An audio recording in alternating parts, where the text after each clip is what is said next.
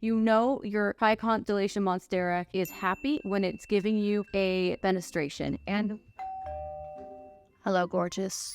Riddle me this, plant community. Is there an online plant company out there as good as Planterina? Today, let's find out.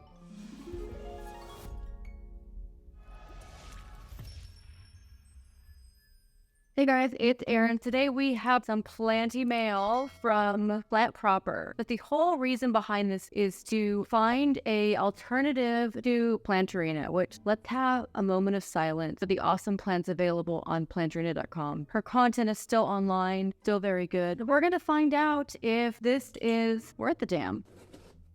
Always best to not slice the plants. I still love ordering plants from Equigenera. They are my go-to for all things aeroids, but it seems like lately a lot of other online companies are offering comparable pricing, even lower pricing for many of the aeroids that we're looking for. So thank you. It's from Aaliyah, a personalized note. Cool. And oh, that's so cute. And we have some biodegradable packing peanuts here, which I love that. But this company is based in Florida.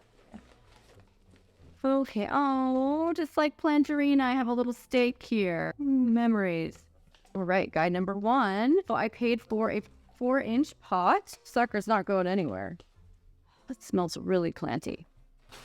Oh, okay, great.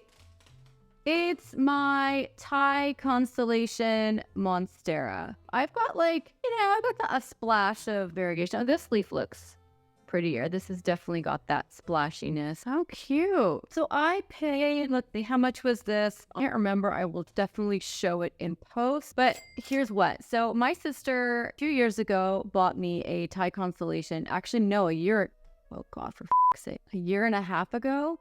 Bought me a Thai Constellation Monstera, and she bought one for herself. Same size with roughly the same number of leaves. And it was $150. I am thrilled to see that there's been a great Thai Constellation Monstera crash of 2022-23 because seem to be more readily available for a less ridiculous price point. The online presence of Plant Proper is a gentleman named Matt who loves them and planted a ton of them. Now we have this affordable, rare plant that's actually, these are so easy to grow. I mean, of course you could mess it up, but the secret is they need a lot of bright light because these white spots here have trouble photosynthesizing compared to their green counterparts. So they need that light to help them out. If you want to hold on to that nice splashy variegation, light is what they're going to need. You're going to want to fertilize them regularly also. I mean, that's the key to many of your other aeroids, but this one will really explode with growth if you keep on top of the light and the fertilization. And it's like a pretty forgiving plant. These rarely crisp, these edges here. I don't think I've ever had a crispy leaf. You would really have to underwater severely. They're not so fussy with humidity. A sure sign that you are overwatering, however, is the yellowing leaf. I fully expect that when this guy, because he's going to be the next guy to push out a leaf, and I'll see it right along here, along this petiole, fully expect, and I won't be upset if when that plant is going to push out a leaf, that this bottom guy here starts to turn yellow and fall off. That happens, and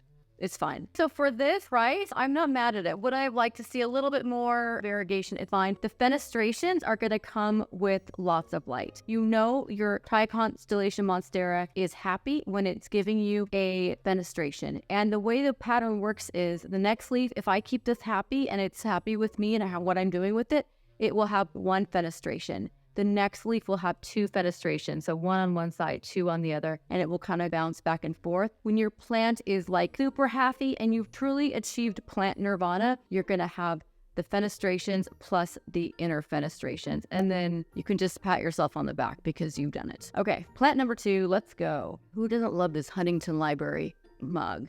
So the Huntington Library, one of my favorite places in Los Angeles to visit, is the conservatory for all of the rare aeroids. And there has been a terrestrial snail outbreak. So the conservatory has been closed for, I kid you not, a year. That makes me sad. My membership lapsed and I'm not going to renew it again until the conservatory is open because I'm here for the aeroid, always. This is a Philodendron Billietiae. How architectural is this plant? This is awesome. And then check out these little baby peach petioles right here.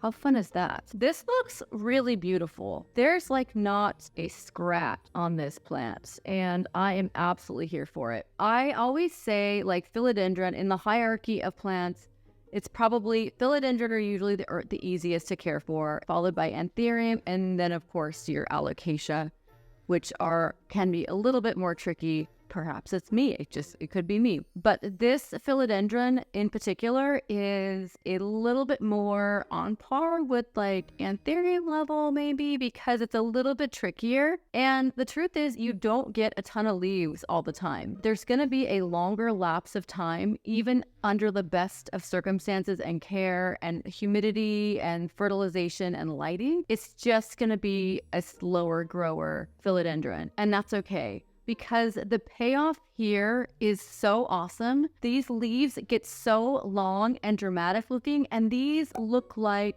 maleficent dragon horns. The sinus gets super, super deep. These get really pointy, and this is a dramatic sculptural plant, and I am excited for this. Just like the Thai Con, these used to be super rare and expensive. The variegated form is certainly very rare and expensive and even slower growing, but these have become surprisingly affordable and really accessible. Plant Proper does post new updated stock on Thursdays at 4 p.m. So if you want to check it out and see if a plant you've been eyeballing is available, that's the time. These do not tolerate being overwatered at all.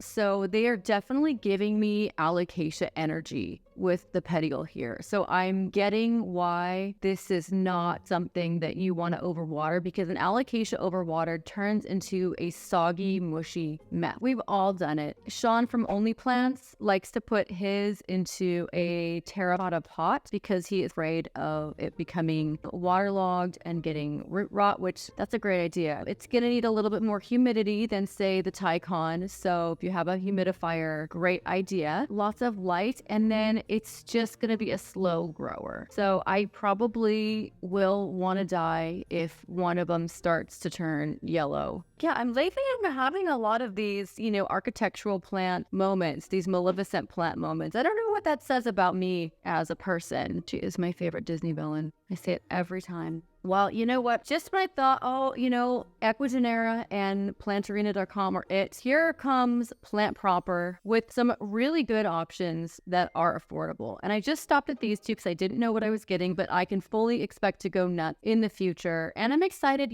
this is a really satisfying plant to grow because it tells you when you're doing a good job. And it tells you you're doing a good job by the fenestrations that it's going to give you. Well, I hope you enjoyed this exciting plant unboxing.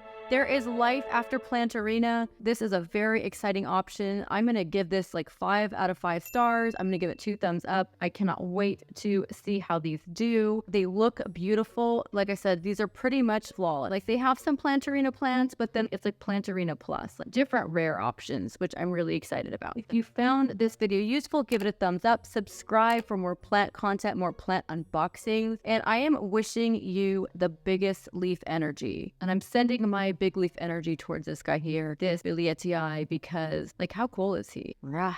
See you next time. I'll say this. So Matt's online presence, he seems like a good time, like a nice guy who really loves plants. And I would add that into the pile with Amanda from Planterina and Josh from Equigenera in Southern California. These are true plant lovers. They are getting some endorphins from these plants. Plant people should not be disgruntled. This is a fun hobby, right? We're creating more oxygen in our living environments. We're making things more beautiful. We're having this really satisfying scientific experience. So I just appreciated the vibe at Plant Proper. That's my tirade. Okay, thank you. Thank you for listening to my TED Talk.